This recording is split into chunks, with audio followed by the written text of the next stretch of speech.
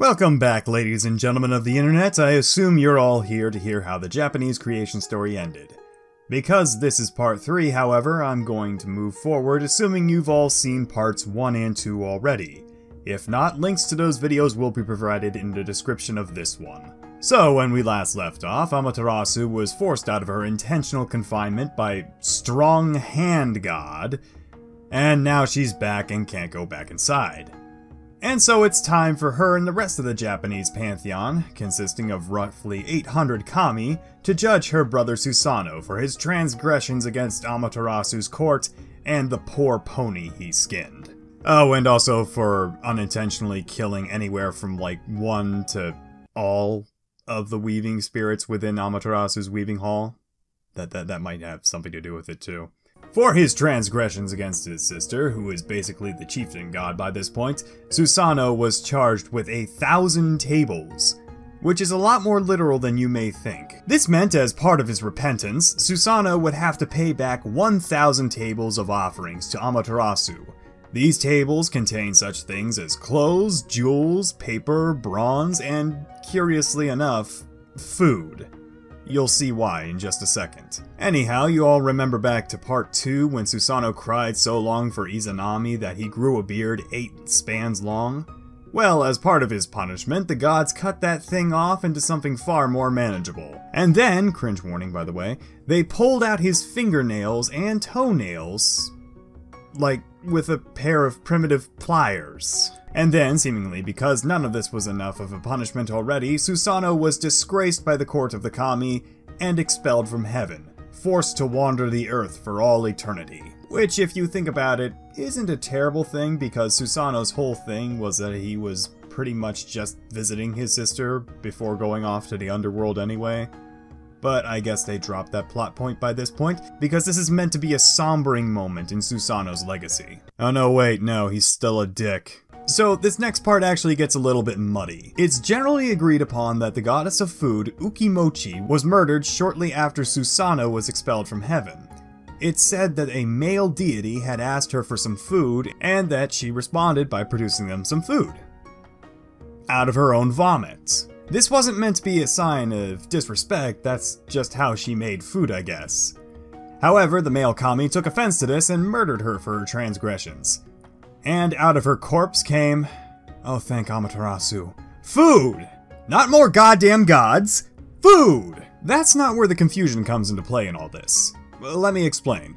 So in the research I did for this video, just like with parts 1 and 2, my primary sources were the source material, the Kojiki, the original holy text of the Shinto religion, and the Nihongi, the second iteration of the holy text of Japan, but with a lot more Chinese influence. However, I had secondary sources, and a lot of books and websites, including Uke Mochi's own Wikipedia page, which I hope to amend sometime in the future, said that Tsukiyomi was the one who killed Uke Mochi.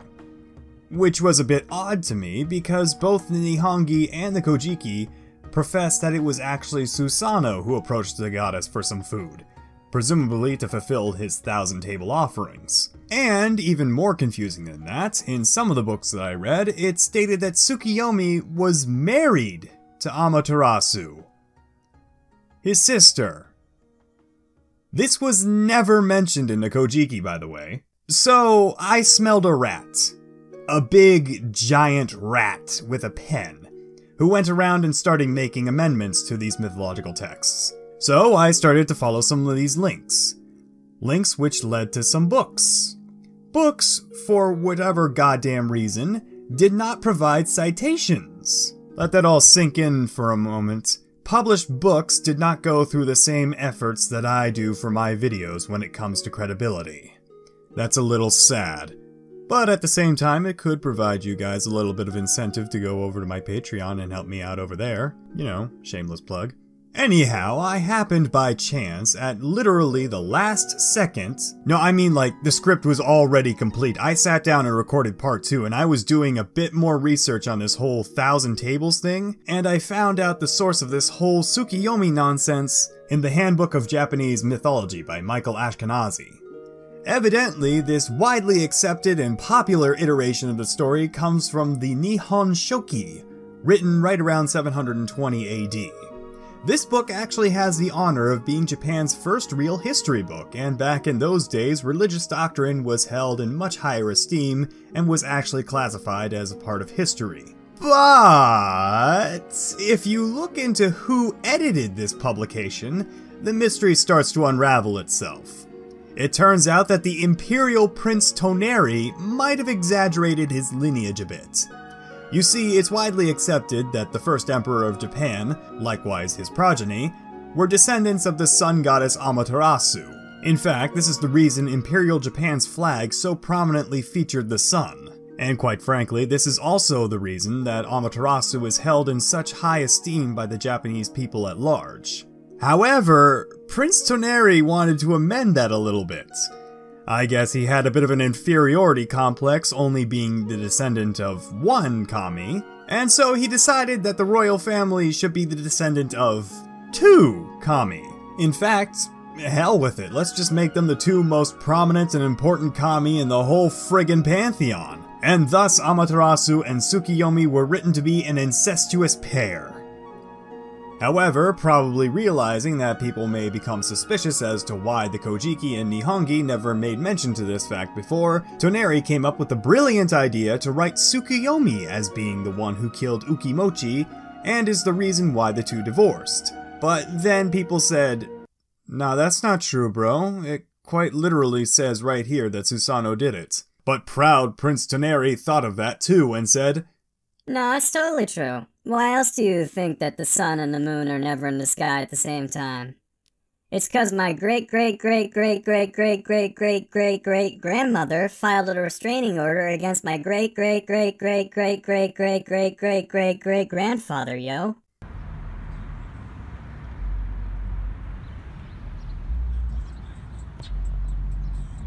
Well, looks like they patched things up. Anyhow, since this is the Mythology channel and not the Suck Off Horihito channel, guess where this thing goes? So in the actual story, Susanoo flees the scene of the crime and is evidently never caught because there is no further ramifications imposed on him by the court of the gods.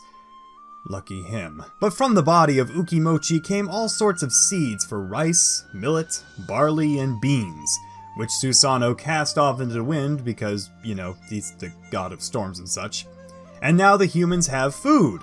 Cool, Susanoo actually did something good for once, and his road to redemption doesn't end there. On Earth, Susanoo came across the Hi River in a land known as Idzumo.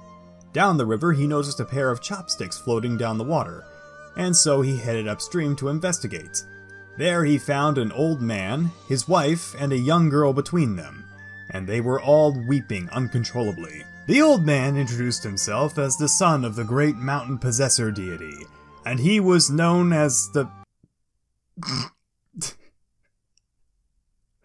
foot-stroking deity.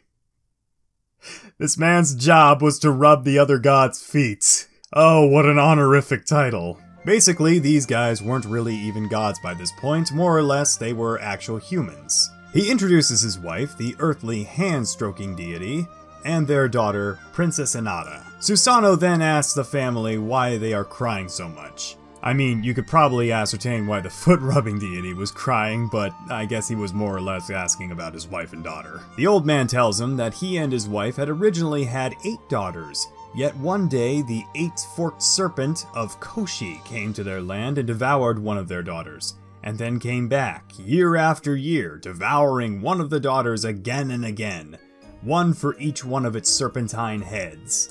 Until now, on the 8th year, the foot-rubbing old man would have to feed his final daughter to the last head of the giant serpents. Susanoo took an interest of this beast, and so offered to slay the Serpent of Koshi in exchange for Inada's hand in marriage. Eventually, the old foot rubber forked over his daughter to Susanoo, who turned her into a comb and stuck her in his hair for safekeeping, and agreed to fight the 8-headed serpent, which, by the way, also had 8 gigantic tails and was said to be so long that he spanned 8 mountains and 8 valleys. So even Susanoo recognized that he was going to need some help. And the brilliant god did come up with a plan, which was for the 2 elders to make a really big shelf, and on each of these shelves lay out a big-ass vat of their strongest liquor. Somehow, these two decrepit old senior citizens managed to pull this off just in time for the serpent's arrival for Inada, who then proceeded to do literally the worst thing ever and decided to drink on an empty stomach, swallowing down the tubs of liquor like shot glasses. The snake then passed out in a drunken stupor just like my dad, and Susanoo whipped out a 10-span sword and started chopping the snake to bits, and turning the He River into a river of blood. Edgy, I know. As Susanoo was finishing up, he tried to cut off the middle tail of the snake when all of a sudden his sword broke in half.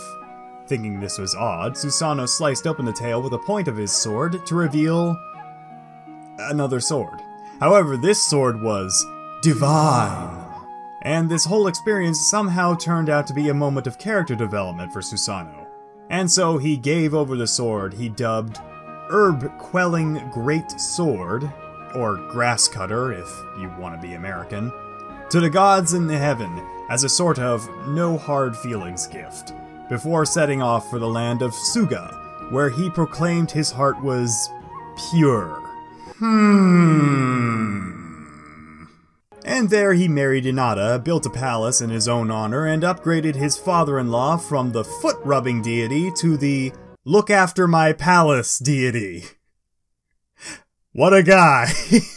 Anyhow, that is the end of the Japanese creation story. Granted, I probably could have stopped this video series right around part 1, but meh. Thank you all so much for watching, but before you go, why not subscribe to the channel for future updates and join my Discord to discuss all things mythology. Got a request for a future video? Leave it in the comments section below and I might just get to it in the future. Until next time though, my name is Messiahs and Mythologies, and I'll see you all later. Deserve to die.